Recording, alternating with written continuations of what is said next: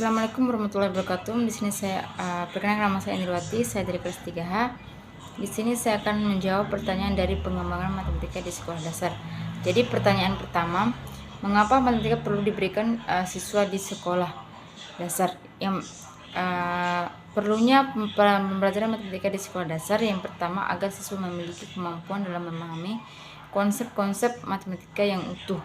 Yang kedua, mengembangkan kemampuan dalam berpikir atau penalaran dalam matematika. Yang ketiga, siswa mampu mengatasi pemecahan masalah yang mereka hadapi. Dan yang keempat, siswa dapat mengomunikasikan gagasan yang mereka atau yang hasil dari penalaran mereka masing-masing. Atau dengan demikian siswa dapat misalnya siswa dapat berhitung penjumlahan, pengurangan, pembagian atau perkalian. Soal nomor 2, selain faktor penguasaan materi matematikanya, mengapa pemahaman teori belajar memegang peranan penting dalam pembelajaran matematika di SD? Karena pembelajaran matematika sangat penting. Sebagai guru harus menguasai materi-materi ataupun teori-teori pemahaman. Berkaitan dengan materi-materi pemahaman, kemampuan siswa di sekolah dasar memang relatif berbeda-beda. Beda kita dengan mengajar kita di tingkat sekolah menengah ataupun tingkat atas.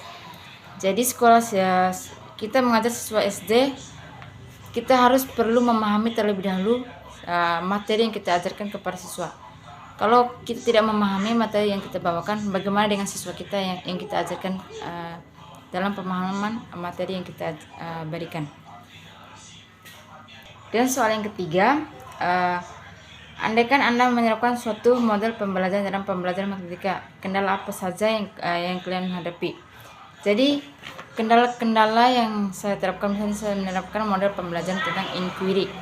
Dan model pembelajaran inquiry adalah model pembelajaran siswa mampu berpikir kritis, menganalisis untuk memecahkan suatu masalah dengan jawabannya sendiri ataupun masing-masing dari permasalahan.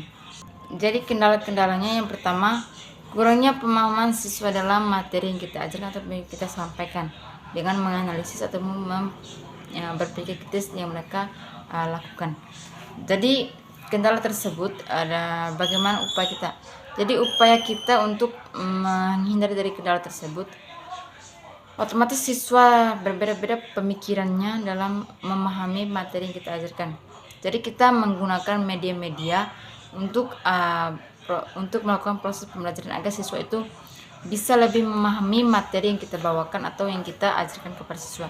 Jadi dengan menggunakan media ataupun dalam pembelajaran atau penambahan atau penjumlahan, kita menggunakan batu mungkin atau lidi untuk cepat mereka pahami dalam penjumlahan ataupun pengurangan.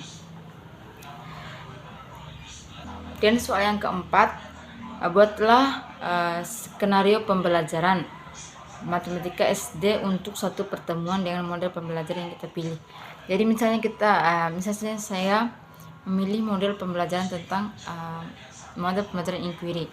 Kan inquiry otomatis kita berpikir kritis, menganalisis dan menyelesaikan masalah dengan jawaban-jawaban kita dari permasalahan yang guru berikan kepada kita ataupun kita sebagai siswa. Jadi saya akan membuat skenario. Yang pertama, kita membawa salam kepada anak-anak, menanyakan bagaimana kabarnya dan bagaimana apakah mereka sehat atau tidak dengan mengikuti pembelajaran. Yang kedua, melakukan absensi terhadap anak-anak SD. Yang keempat, melakukan penanyakan kembali ulang-ulang bahwa materi-materi sebelumnya kita ajarkan apa sudah memahami atau sebelumnya, supaya kita dapat memasuki materi-materi barunya. Kalau sudah paham, kita akan mengajarkan materi baru misalnya tentang penjumlahan ataupun pengurangan.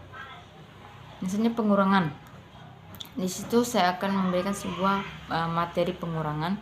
Saya akan menjelaskan terlebih dahulu sedetail mungkin tentang pengurangan kepada siswa tersebut dengan bantuan alat-alat mungkin atau media-media yang saya bawakan. Misalnya media tentang pengurangan, otomatis mereka siswa itu kurang paham. Jadi kita membawakan sebuah media tentang misalnya media batu mungkin